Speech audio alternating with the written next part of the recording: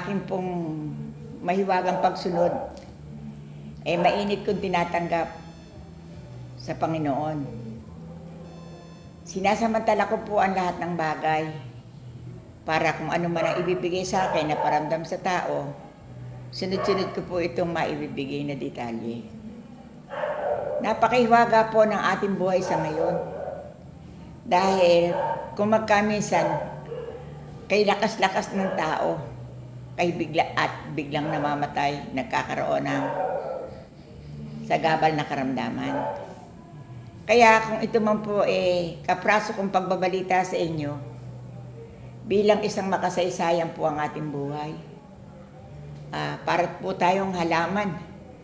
Pag po tayo malapit ng kunin, tayo po nalalanta, nangungulimlim. Kaya lagi po natin paghahandaan ang bukas na pagbisa natin sa mundo.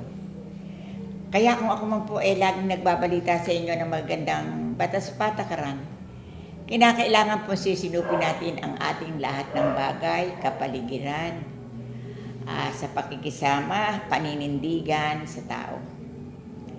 Ang buhay po natin tinanggap sa Panginoon hindi pa habaan, hindi pa tagalan. Hindi po ba kayo nagagalak sa aking kapraso mga pangungusap na binibigay at tinitindi ko sa inyo? Na kinakailangan po tayo magkaroon ng mga partisipasyon na magawa natin ang lahat. Lagi po tayong nakahanda sa anumang oras na tayo susunduin na ng Panginoon. Kaya kung ako man po naririto at nakaupo, nananawagan ako sa lahat ng may mga karamdaman. Ang tangi ko pong masasabi sa mga karamdaman na ngayon ng mga tao, lumaban po tayo ng siguraduhan. Kung ano man po ang kinakailangan, atin pong aasikasuhin ang lahat na ito. Nakukuha rin po ito sa pagpapagamot sa sikap, sinop at tiyaga. Hindi po natin dapat pababayaan ang mga bakterya na dumadaloy sa ating mga katawan. Mahirap po ang lumala ang karamdaman. Kaya kung tayo po may bahagya ng nararamdaman, medyo po tayo kikilos. Hanapin na natin kung saan tayo dapat magkakaroon ng kasagutan sa ating mga katanungan. Ano po at kay ganda ng aking pabalita sa inyo? Kumbaga man po at ako binigyan ng Diyos ng pagganap sa pagkakamutan. Pero binigyan din po ako ng Diyos ng mga pangusap para po hindi naman puro po karamdaman ang ating tatalakayin. Sinasamantala ko po ang lahat na ito para po marinig ng buong kapuluan. Lagi po tayong nakahanda sa lahat ng oras.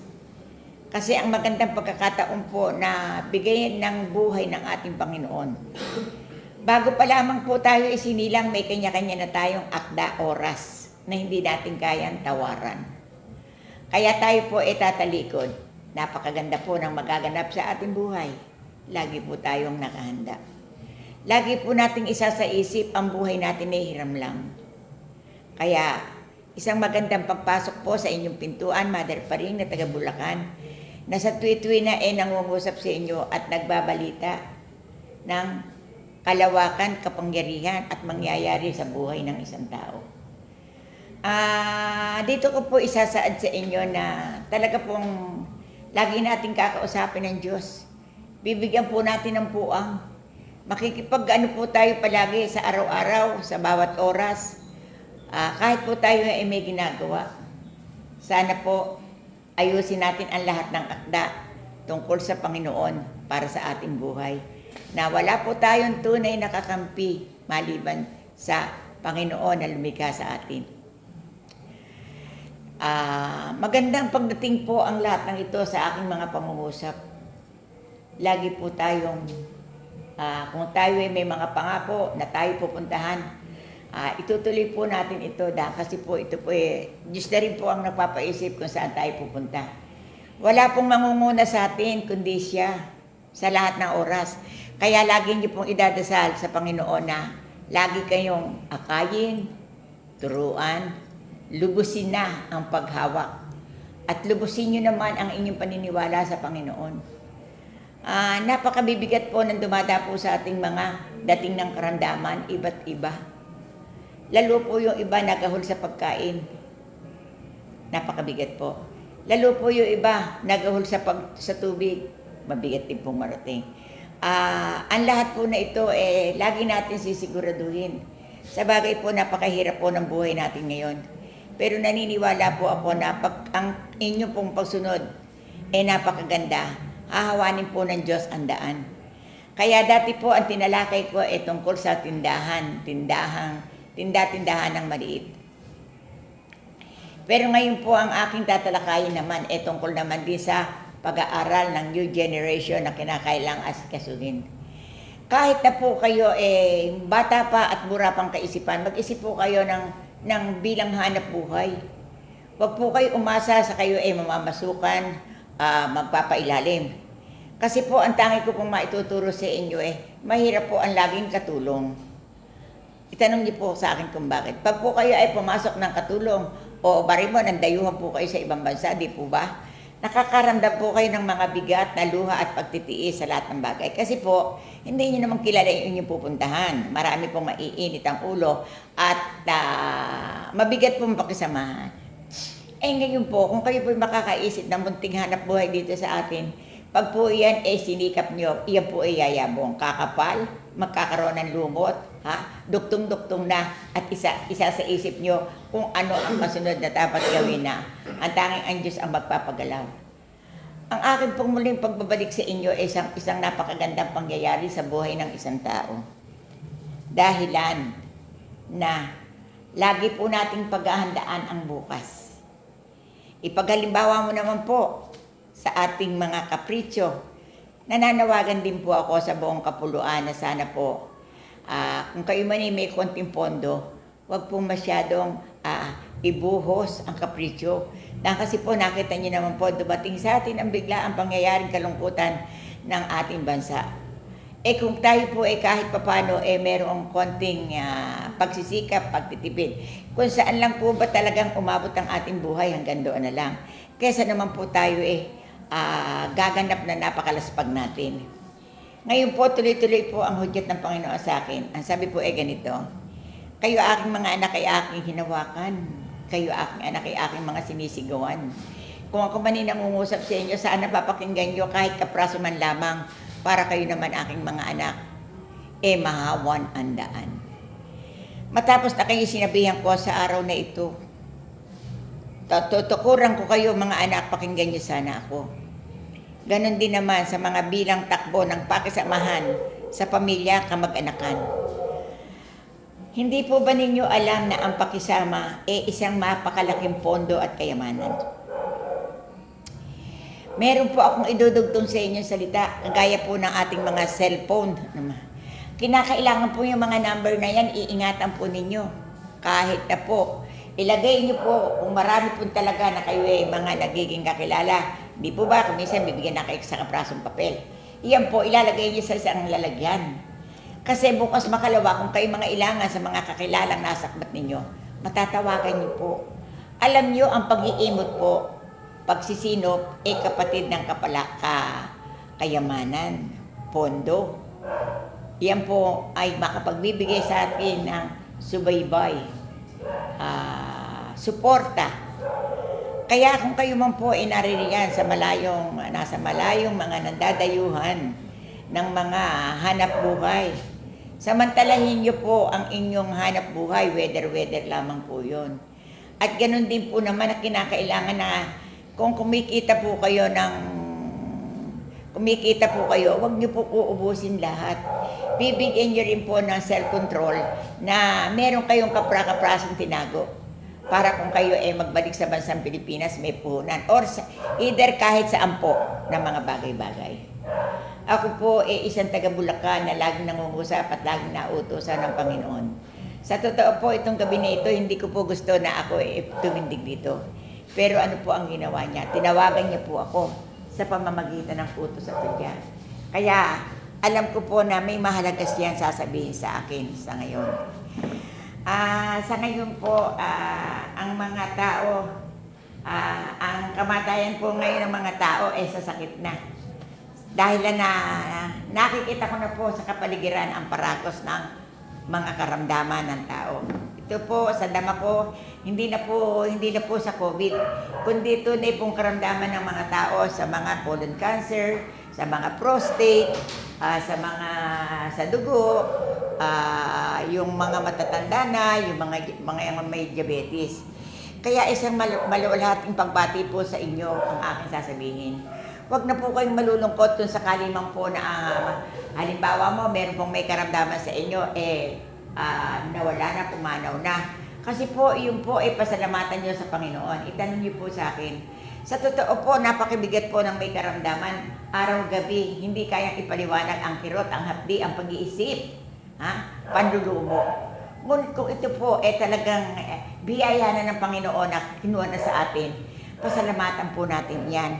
Kaya, ang aking pong mariing hinahabol sa mga pumapanaw ng mga tao na kinakailangan po na ang mga pamilya, hindi na po rin kayo dapat na malungkot.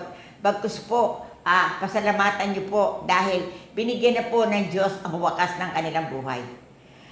Ang aking pong mariing paliwanag na ito ay isang pagsisikap, pagsisinop, pagtsatsaga sa lahat. Ako po ay tumindig dito para sa tuwi-tuwi na mangusap sa inyo at ituro ko po ang nararapat. Lalo po sa mga ina na may mga anak. Sana po naman ang mga bata huwag niyo pong pababayaan. Kasi po kapag ito po nahuhulog, or namamasukan kayo na meron kayong mga katulong na pinagkatiwalaan. Kung minsan po pag nabaldog, hindi na po pinagtatapat sa kanilang mga bossing. Ngayon, lagi niyo pong i-double check ang lahat ng bagay. Lalo yung po pagsasampahan ng bata na ito ay mahuhulog. Diyan po nagkakaroon ng karamdaman ang maraming mga bata na namamatay sa pangkasalukuyan. Ang tawag po diyan meningitis. Ang meningitis po, naluluglog po, nauumpog. Kaya po sana, yung mga bata, wag na po ninyong hanapan yung nagsisipag-alaga ng mga bata. Sinupin lamang po ang bata para lumaki, maayos, maligtas sa mga karamdaman ng epilepsy at kung anumang karamdaman. Isang pagising po atin ng Diyos. At ganun din po naman ang sasabihin ko sa inyo sa araw na ito na 20 na Hulyo. Ako po ay nananawagan sa kabuong kapuluan na ang mga larawan ng Panginoon atin po silupin. Hindi po natin pangungulugihan ito. Ito po kasi parang larawan rin natin. Kaya kung sakali man po na ako ay nangungusap sa inyo, sana po sa aking pangungusap sa araw na ito, gumawa po kayo ng mga artal, na dasalan, na pag po kayo may kailangan sa Panginoon, may place po kayo ng dasalan. Hindi po makasasama yan sa isang tahanan na magkaroon ng altar. Ang tawag diyan lugar ng dasalan, hilingan. At ang akin pong masasabi sa inyo, ang kandila po ay lagi inyong hahawakan. Ito po ang makapagbibigay sa inyo ng subaybay at tulong sa inyong pagkatao, sa inyong buhay, hanap buhay, at kaunlaran hanggang sa kinabukasan. Ang tindig po ng isang tao malalim po pala. Ang umiidad po ng tao lumiliit. Kaya po ngayon, dati pong malaki, pag lumiliit, pumapayak, nawawala ang hangin. Kaya kung ano man po sikapin ninyo ang kayo huwag kayong magtamar-tamaran, tumindig kayo ng gusto. Talaga pong ganyan. Kapag po tayo sukdulan na naroroon na sa nga po nasa dulo na tayo ng mundo, tanggapin natin at pakisamahan natin ng maganda ang lahat ng bagay. Umalis man po tayo sa mundo, hindi po luluha yung ating iniwanan at ating iiwanan. Kasi po, ang tangi kong masasabi sa buhay pala ng isang tao, mas mabigat po yung tatalikod kaysa po tatalikuran. Ang ibig po sabihin di po ba ang namamatay, tatalikod na sila? Tayo po narito, tayo may maiiwan. Ang nagaganap po pala sa ganyan kaya lang po pala mahalaga ang isang bagay pag wala na, aalala lahat ng kabutihan. Pero hanggang buhay po, hindi po. Kaya po dagdagan po natin ang ating panalangin sa Panginoon ng maging maayos. Bibigyan po natin ng puwang sa pamamagitan ng ating pakikipagniig sa Panginoon. Ganon din po sa ating pamilya, bigyan po natin ng magandang daloy, pakisamahan. Dahil tayo po lahat gumising. Ha? Ang akin po naging tungkol sa Panginoon ay tungkol po sa panggagamot. Pero po ngayon, nagsasabi po, ang tawag po pala dito aking mga anak, kayo aking sinabuyan, kayo aking mga anak, hinaharap at kinakausap ko araw-araw. Kaya kung kayo man aking anak, aking pinukaw sa gabing ito, tandaan nyo, ha? Ako'y naririto, nasa inyo nagbabantay tuwiti na. Kay ganda po ng ating mga pinag-uusapan sa ngayon. Lalo-lalo na po ang pagkakasundo ng loving partner, family 1 and family 2. Kinakailangan po na lumabang po tayo ng parehas kasi po walang makasino mang makakahatol sa atin. Kaya kung sakali man po nagkaroon tayo ng family 1, family 2, family 3, gandahan po ang pagdadala, magpakisama po ng maganda. At ang tangi ko pong masasabi, sana naman, kung umabot po sa family 3 ang hindi maganda, yung pong nagpunla na pinamulan, wag po naman natin masyadong tatalikuran. Kasi sabi nga po sa kasabihan na, ang hindi marunong tumingin sa pinagkakautangan ng buhay, hindi makukuha ang kamlaran. Kaya kung ano man po ang aking masasabi, basta po hawanin natin.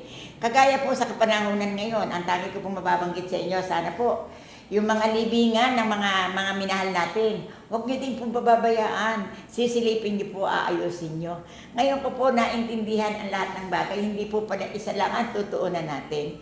Ang lahat po ng kahapong nagdaan ay ating pong babalikan. Ang lahat po ay ating pag-aaralan.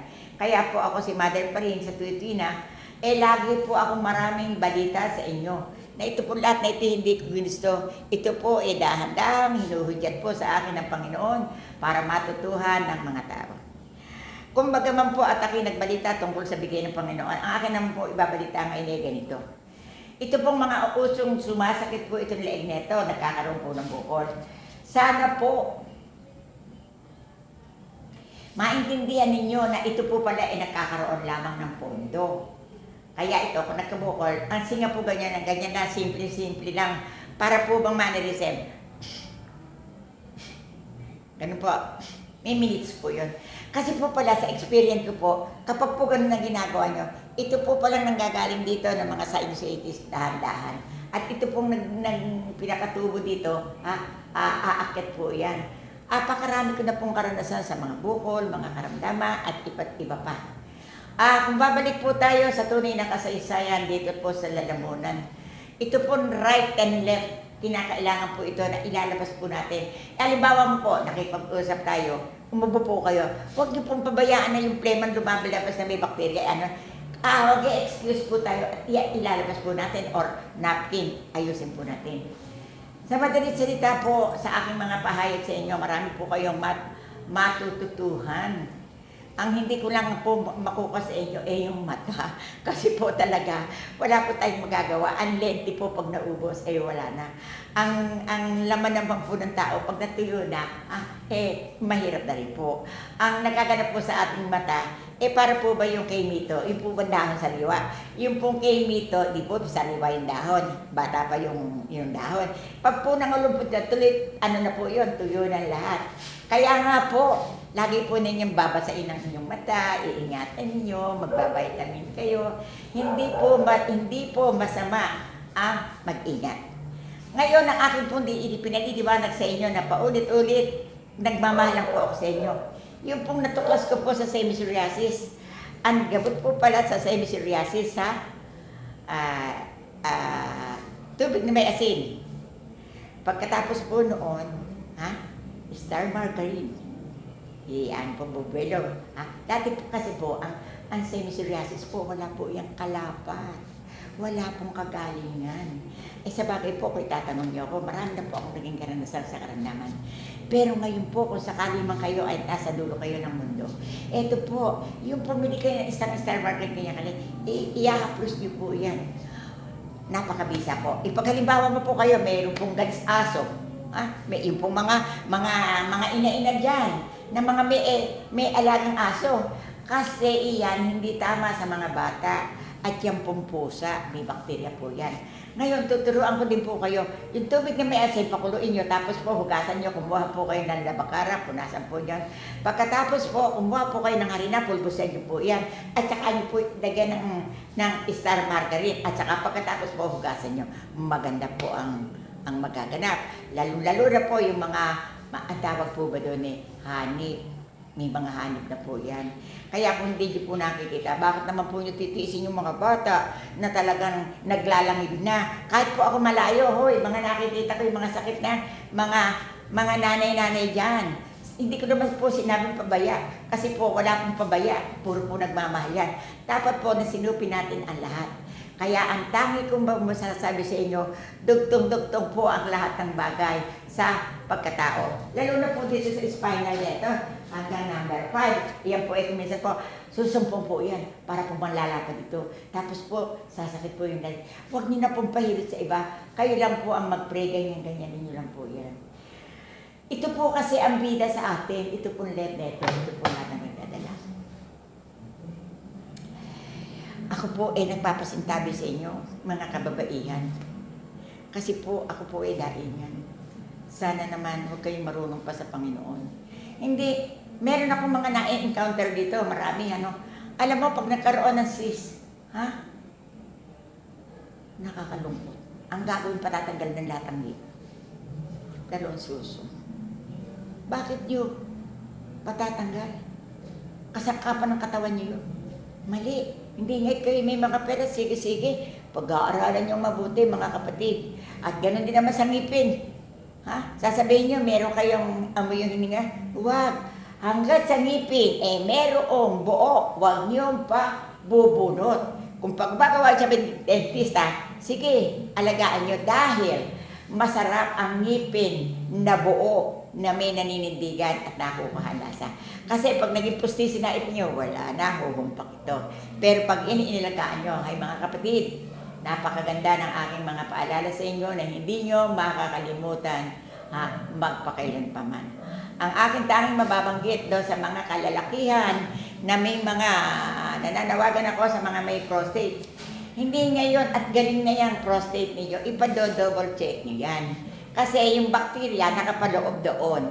Kinakailangan niya na pag meron kayong babalikan nyo. Pag halimbawa, may doktor kayo, may kayo, hindi po masama ang kayo lumastos. Alam niyo po ba, ang buhay natin, nasa pag-iingat din. Para pong gulong yan. Kaya nga sabi po ng Panginoon, tayong lahat nakasakay sa barko sa Kanya. Ngayon, pag po tayo ginulungan, ayan, gugulong po sa atin ng karamdaman. Kailangan po sinupin natin. Kaya mga kababayan na minamahal ko sa sandaigdigan, sana kung ako man umupo dito, na ibinibigay ko sa inyo ang aking pangungusap, nakaprasong pangungusap at pagmamahal at deploy ng tindig sa pangungusap, kinakailangan po na ayusin yung lahat.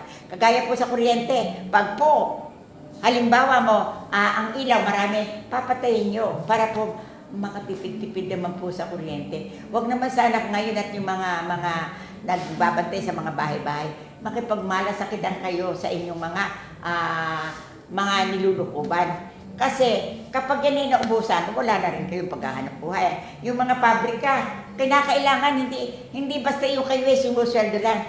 Kinakailangan tutulungan nyo yung lahat na yan para may pagkakaisa. Sabi nga magmalasakit kayo nang humaba ang asenso ang buhay ng tao. Ano po at kay Lali marahil kahit nakapraso pong panahon ang inukol ko sa inyo, ang pagmamahalan po hindi dapat mawala. Kung sakali man po ng mga lumisan na mga minahal nyo na lumisan, huwag na po tayo malulukot. Masakit po yan. Masakit po ang maiwanan. Pero ang tangi ko pong masasabi sa inyo, pasalamatan nyo na po kung sila man po nakarating na sa katahimikan. Kasi po ang buhay ng tao, kapag lagi ka may sakit, siyempre nais mo na rin katahimikan. Kaya naririto po si Mother pa rin na tumitindig sa tweet-tweet na kinakailangan po na sikapin natin, sinupin natin ang lahat ng bagay, lalo sa kapakanan na ikabubuti, hindi ikasasama. Titindig po tayo sa lahat. At ganoon din naman po sa magulang, huwag naman po masyado madisiplina. kinakailangan bibigyan din po natin ng buwelo ang mga utak ng mga anak natin. Hindi po natin makukuha lahat. Hindi po natin ito makukuha lahat sa tindig, sa bagsik ng salita. Kinakailangan din po natin ang lumanay. Kaya mga kapatid, Joseph, kaya mga kapatid, naririto po ako sa inyong harapan na kinakailangan po na tayo ay tumindig. Huwag po kayo magpapawala ng asin, tubig. Ha? Kailangan po natin ang husto sa tubig para po hindi tayo magkaroon ng sakit sa bato. Kinakailangan po ito dahil ang mga nauubo po dyan na natutuyo, alam niyo po ba ang aking na-findings dyan? Nagkukulang lang po sila sa tubig. Kasi po sa aking bigay ng Diyos, pag po ganito po yung ibig po sabihin ng kulong ang daloy ng tubig sa inyong katawan kulang. Kaya yun po ang isang palatandaan kung sakali mo po at aking nagsinya sa inyo, naririto po ang mother pa rin ng Bulacan na laging nagtsitsaga, nagsisinop. Alam niyo ba, hindi ko rin po alam kung hanggang kailan ako. Kaya kung sakali man, wag niyo akong pagsasawaan dahil nahabol ko lang kayong lahat sa aking marindig mga pangungusap na tumitindig ako sa inyo na kung kayo may karamdaman, isang desisyon lang ang kukunin niyo. Hahanap kayo ng mga 4 na desisyon. Wari mo, operahin, wag. At meron pa rin pa nga pala akong natutuhan dito. Ito ang mulit-muli kong binibilin sa inyo. Itong left neto, ito bara ng ihi sa kalalakihan. Kaya kinakailangan ito, sorry po, yung pong labatiba kailangan. At ito naman pong colon cancer neto, ito po nagiging cake. Kumbaga po sa nakaparada po doon. Hindi ko po sukat akalain. Nakapagpala po ito, wari mo po, no? Puwit ng tao, ha? Pagkatapos po, ito yung sa punong katawan na hindi po pala natin sukat akalain na iyon po palang trouble na yun nasa ibabaw ng ating matres. Yung pala pong problema natin sa bituka, nagkakaroon po ng ikot sa loob. Kaya minamahal kong mga kababayan, kung kayo man ay may problema, lalo sa matres, hindi ko sukat akalain na ito po pala kapag naipon doon, nagkakatrouble, nagkakaproblema rin sa mayoma. Kasi po kahapon, sundan niyo po yung aking kinukwento sa inyo. Kahapon po, may nagpunta po dito, operahin po ng 150,000. Wala po silang 150,000. Pumunta po sa akin, umiyak. Ang sabi po, Mother, maghihintay na lang po ako ng kamatayan. Bakit? Kasi po wala kami 150. Ang ginawa ko po nilublo ko, wag kang malungkot. May Diyos na nangangasiwa. Ang ginawa ko po ba? Ginamit ko po yung pinahiga ko po, nilagyan ko lang. Yung po aking sakap na nalalaman, nilabatiba ko. Alam niyo po ba mga kapatid, nakasampo po akong water bottle. Pagkatapos po, biglang bumulak. Kaya po, tingnan niyo po yung labas kahapon na litrato tungkol sa mayoma na operahin na ang findings 2 bukol. Pero ang pinicturean ko lang po, yung 2 bukol na malaki. Yung pong 2, iniwanan ko na. Kasi po, nakakaagnas din po ng paningin. Kaya ngayon, ang aking mga pagkukwento sa inyo, tunay na mahiwaga. Salita ko pa lamang po, maiintindihan ninyo. Isipin niyo po yun. Yung pala po minidation na yun sa bituka sa ay sa ibabaw po pala, pag sinurok po, ang sinabi, dinukot, sinurok, yun ang meaning in Tagalog. Pag po yung po pala bumabakat doon. Bumabakat din pala po yung barado. Kaya ngayon po, ang ating pong pinag-uukulan ng mga pangusap, napakarami pong piniperhisyo ng colon cancer. Kaya po kinakailangan, iinom kayo ng langis, maglalabatiba kayo, kahit hindi kayo marunong. Kaya nga po ako nagbabalita sa inyo sa tweet na, ito po kasi, bakit kayo hindi matutuwa? Kapag kasi ito binutas, lalabas lilinisin. Magpaparaan kayo ng 5 months, ibabalik 250,000. Wala tayong pera, ano po hintayin natin? Tigo. Kaya ngayon, ang aking masasabi sa inyo, lagi inyong pangangalagaan. Kaya lang ako nagkakaganito, mga kapatid. Ayoko na kayo lumuha. Kaya ako araw-araw dumadalaw ako sa inyong tahanan. Kahit na ako naririto sa St. Joseph, Barangay Tabigi, Ginto, Bulacan. Ang nais ko po ba, maintindihan nyo yung dumadapong mga karamdaman. Sa totoo po, walang magbabalita sa inyo ng ganito. Kaya lang po ako, nagkaroon po ng marinding bigay ang Panginoon. Isipin nyo po, ang aking pong panggagamot, 1985 until now, naging karanasan na po lahat at bigay po ng Diyos yung iba. Kaya po, ang gagawin niyo po, iingatan din niyo po yung isip ninyo. Ha? Kinakailangan ipoplorgan niyo. Huwag kayo masyadong tutok-tutok. Lahat po merong konsiderasyon, may mga pag-iingat. Kaya ang aking pong binabalikan tungkol sa prostate, huwag po kayong matatakot. Itanong niyo po sa akin kung bakit. Dito po, marami pong napupunta dito, may catheter na. Alam mo po, umiiyak, tanong niyo po sa akin, hindi matae. Ha? Hindi po matae.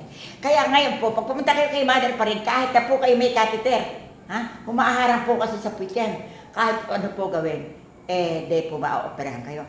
Ngayon po, ang gagawin niyo, maglakas loob po kayo sa pamamagitan ng Labati-Ba the Baby. Kinakailangan po yan. Kaya po hindi ko na po pahabaan at muli po ako magbabalik sa inyo.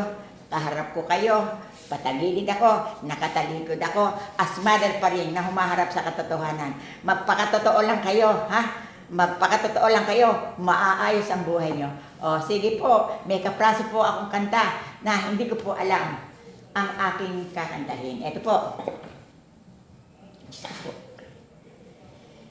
Ang lalim at tiwaga, ang Diyos ay narito sa tunay na himig, paniniwala ng tao. Mother pa rin ang pangalan na taga Bulacan, araw-araw dito tumitindig sa tao. Ngayong ito'y narinig nyo, awit ko ay pakinggan. Sa daloy ng buhay ay makatuwiran. Kayo ngayon unmayos, ang sabi ng may kapal, para marating ninyo ang tugatong ng buhay. Matapos narinig ang lahat ng ito, samahang kapatiran at ang ipupundar ninyo, huwag kayong maging mayabang, mga kapatid, dinggin nyo, at para maayos ang buhay ng tao. Lalo na rin din naman sa mga karamdaman, mother pa rin ang pangalan, paliwanag araw-araw. Kaya kapag ito'y sadyang inyo sinubaybayan, ang Facebook na po dito makakausap sa lugar and YouTube channel. Ngayong ito'y narinig nyo, mga minamahal kong totoo, ako'y araw-araw nagtsatsaga para sa kabutihan ng tao. Tunay din nyo malilimot, mother pa rin ang pangalan, hanggang sa siya'y may hininga, nagsasalita sa totoo. Wala tayong magagawa pag ito'y magwawakas na, kahit ano ating gawin, wala na ang buhay ng tao. Kaya hanggang tayo ay may buhay, naririto ako sa inyo. Kumakaway nagmamahal sa buong kapuluan. Sige po, salamat po. Bye-bye.